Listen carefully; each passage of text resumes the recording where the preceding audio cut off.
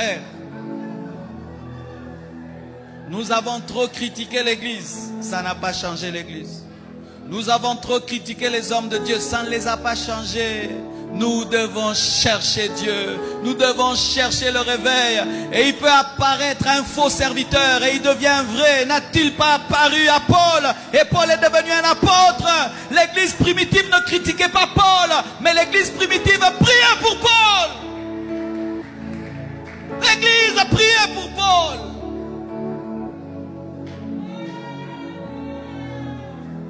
Ils ont regardé la manière dont Dieu a utilisé Jésus. Et ils se sont rendus compte, nous n'avons pas ça. Nous n'avons pas ça.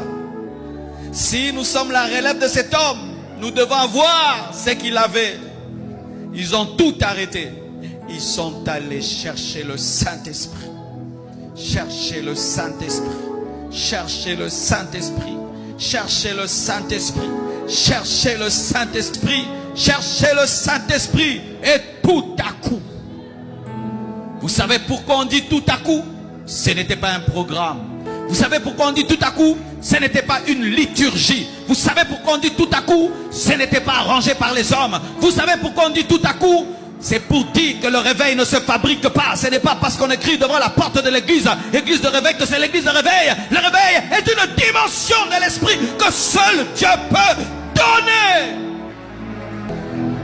Je veux Dieu. Je veux Dieu. Église des temps de la fin. La beauté d'une église, ce n'est pas la moquette. La beauté d'une église, ce ne sont pas ses gradins. La beauté d'une église, ce n'est pas le nombre de voitures qui sont parquées dehors. La beauté d'une église, ce ne sont pas les uniformes des protocolaires. La beauté d'une église, ce n'est pas la voiture du pasteur. La beauté d'une église, ce n'est pas la veste du pasteur. La beauté de l'église, c'est la présence de l'époux. C'est la présence de l'époux. La présence de l'époux. La présence de l'époux. Nous devons nous repentir d'être satisfaits de l'argent, satisfaits des maisons, des voitures, alors que nos cœurs sont vides de la présence de Dieu. Nous devons nous repentir de n'avoir que des soucis matériels et financiers, aucun souci spirituel. Tu pleures seulement pour l'argent, tu pleures seulement pour le mariage, tu pleures seulement pour le voyage, tu ne pleures jamais pour les âmes, tu ne pleures jamais pour la plénitude de l'esprit, tu ne pleures jamais pour l'onction, tu ne pleures jamais sur tes péchés. C'est l'église de Laodicée. Prêchez aux chrétiens l'argent, l'argent, bénédiction, voyage, sans jamais leur parler du ciel et des choses spirituelles. C'est l'église de Laodicée.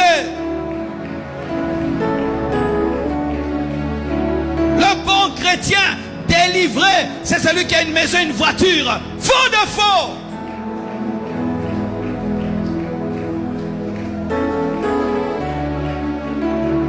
L'esprit de Laodicée combat la soif de Dieu.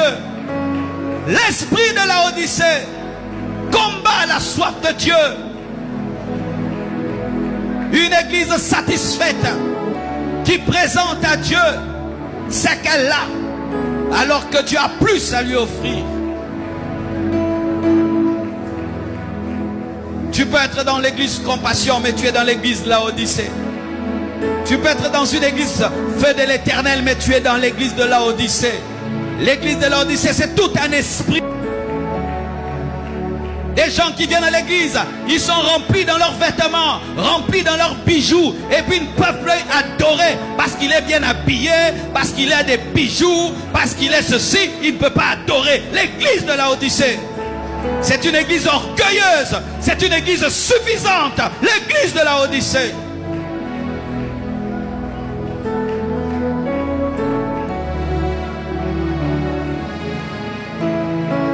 Oh, l'Esprit de Dieu me dit de m'arrêter là.